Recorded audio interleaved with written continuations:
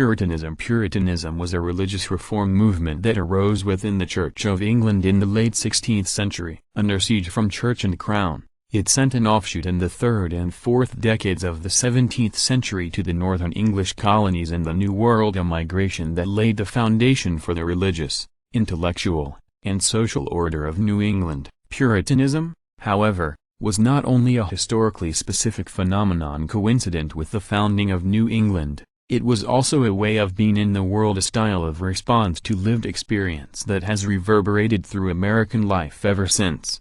The roots of Puritanism are to be found in the beginnings of the English Reformation. The name of Puritans, they were sometimes called appreciationists, was a term of contempt assigned to the movement by its enemies. Although the epithet first emerged in the 1560s, the process through which Puritanism developed had been initiated in the 1530s. When King Henry VIII repudiated papal authority and transformed the Church of Rome into a state Church of England. But the Church of England retained much of the liturgy and ritual of Roman Catholicism and seemed, to many dissenters, to be insufficiently reformed. Did you know? In keeping with their focus on the home, Puritan migration to the New World usually consisted of entire families, rather than the young, single men who comprised many other early European settlements. Well into the 16th century many priests were barely literate and often very poor. Employment by more than one parish was common, and the resulting itinerancy of priests,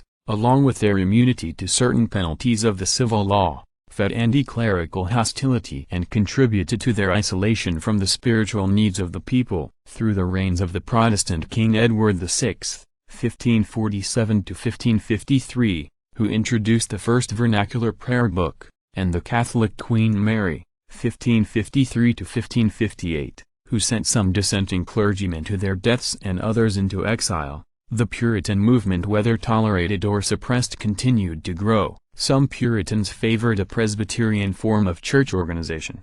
Others, more radical, began to claim autonomy for individual congregations. Still others were content to remain within the structure of the national church, but set themselves against the doctrinal and liturgical vestiges of Catholic tradition, especially the vestments that symbolized episcopal authority. As they gained strength, Puritans were portrayed by their enemies as hair-splitters who slavishly followed their Bibles as guides to daily life, or they were caricatured as licentious hypocrites who adopted a grave aspect but cheated the very neighbors whom they judged inadequate Christians. They appeared in drama and satire as secretly lascivious purveyors of feigned piety. Yet the Puritan attack on the established church gained popular strength, especially in East Anglia and among the lawyers and merchants of London. The movement found wide support among these new professional classes, in part because it was congenial to their growing discontent with mercantile economic restraints. During the reign of Queen Elizabeth I,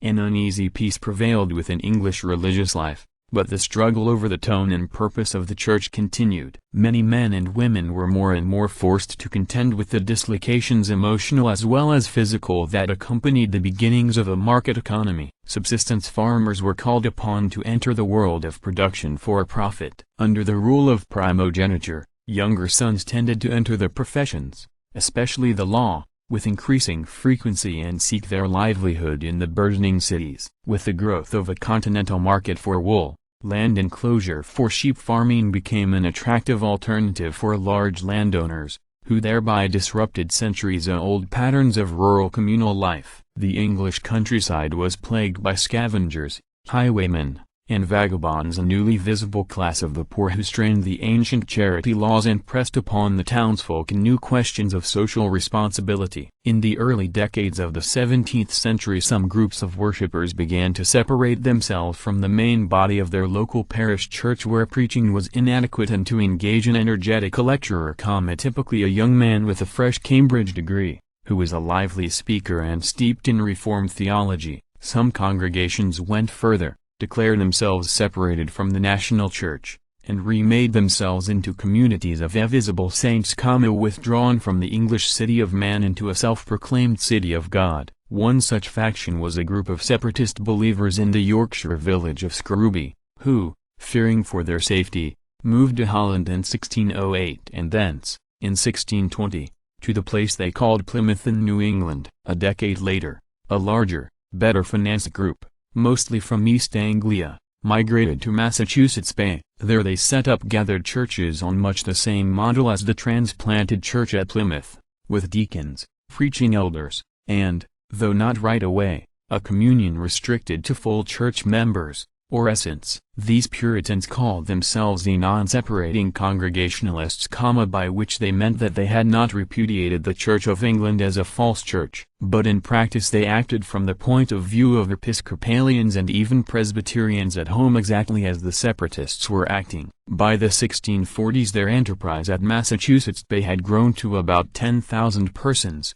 and through the inevitable centrifugal pressures of land scarcity within the borders of the swelling towns, ecclesiastical quarreling, and sheer restlessness of spirit, they had outgrown the bounds of the original settlement and spread into what would become Connecticut, New Hampshire, Rhode Island, and Maine, and eventually beyond the limits of New England. The Puritan migration was overwhelmingly a migration of families, unlike other migrations to early America, which were composed largely of young unattached men. The literacy rate was high, and the intensity of devotional life, as recorded in the many surviving diaries, sermon notes, poems, and letters, was seldom to be matched in American life. The Puritans' ecclesiastical order was as intolerant as the one they had fled. Yet, as a loosely confederated collection of gathered churches, Puritanism contained within itself the seed of its own fragmentation. Following hard upon the arrival in New England, dissident groups within the Puritan sect began to proliferate: Quakers, Antinomians, Baptists, fierce believers who carried the essential Puritan idea of the aloneness of each believer with an inscrutable God so far that even the ministry became an obstruction to faith. The ensuing religious history of early New England is a tale of conflicts between congregational and synodical authority, between those who stressed the utter helplessness of the individual in the process of salvation and those who began to allow a place for human initiative, between those who believed that the Lord's Supper was a sacrament reserved for the regenerate and those who believed that it could be a converting ordinance, and perhaps most divisively as time went on, between those who regarded baptism as a right due only to the children of full communion church members and those who believed it could be safely extended to the children of a halfway member. Second-generation Puritans who had never stepped forward to make the profession of faith that the founders had required for entrance into the true church. These sorts of disputes, which have a certain inevitability in any community where the quality of true faith is the only value worth disputing, make the history of American Puritanism seem a story of family rancor and,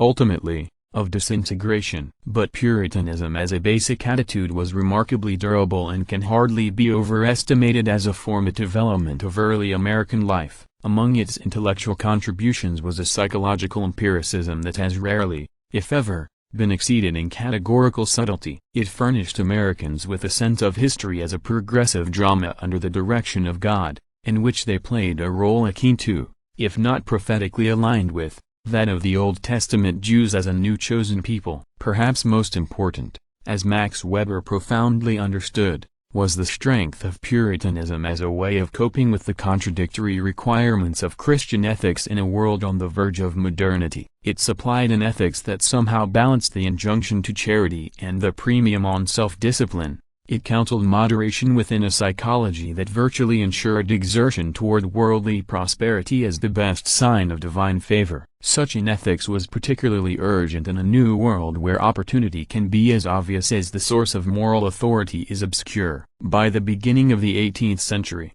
Puritanism had both declined and shown its tenacity. Every New England generation, especially through the characteristic rhetoric of the Jeremiad, sorrowfully proclaimed the end of faith once delivered to the saints. If we measure the purity of Puritanism by its fidelity to its covenant of faith attainted by a covenant of works or to its original principles of restricted baptism and communion, then we must go even further than its severest internal critics and say that Puritanism never really existed in America at all. The burden of its American experience was its discovery that it had been, in essence, an oppositional movement, that life in the free air of the New World posed insuperable dangers to its coherence and survival. But if we regard Puritanism as a way of seeing the world, as an excruciating but exquisite program of self-scrutiny by which the stirrings of grace might be acknowledged and the divinely sanctioned energies of the soul put to use in both benevolent and violently destructive ways, then we must account it the dominant spiritual regimen of early America. Though the New England way evolved into a relatively minor system of organizing religious experience within the broader American scene,